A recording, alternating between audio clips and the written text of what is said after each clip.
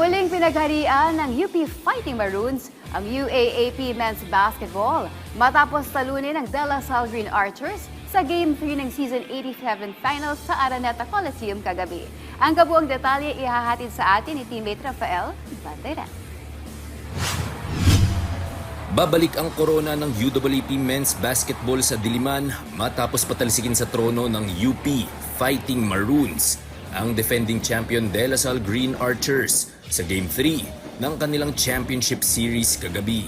Down to the wire ang resulta ng laban dahil nagawang tabasin ng La Salle ang 14-point lead ng UP.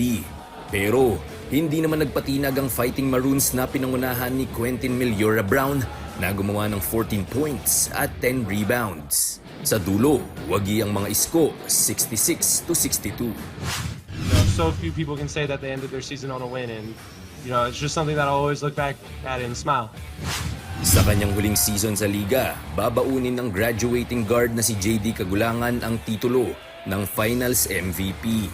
Nagtala si Kagulangan ng averages 13.7 markers, 4.3 boards, 4.7 dimes, 1.3 steals at 0.7 blocks sa kabuuan ng serye.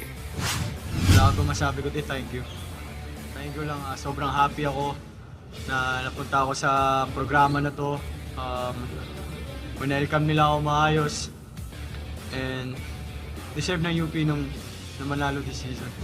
Sa harap ng naghihiyawang record-breaking crowd na binubuo ng 25,248 na katao, kinumpleto ni Francis Lopez ang kanyang redemption arc. Siya kasi ang napagbuntungan ng sisi sa pagkatalo ng Fighting Maroons noong Game 2. Binura ni Lopez ang mga pambabatikos matapos ibaon ang dagger 3-pointer sa huling 1 minute and 12 seconds ng laro na nakapagselyo sa tagumpay ng UP. It was a huge loss, especially for me. I let the team down on that game, but that didn't stop me to work on my shot, to work on my confidence, on my confidence, and I'm just really happy. It's a surreal feeling. This is my first time officially to win a championship in my entire life.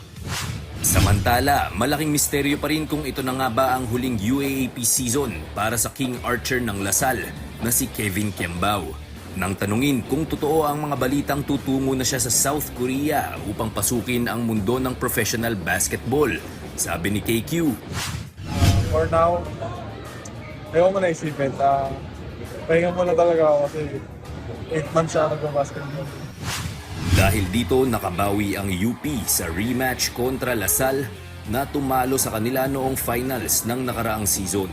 Rafael Banderas para sa Pambansang TV sa Bagong Pilipinas.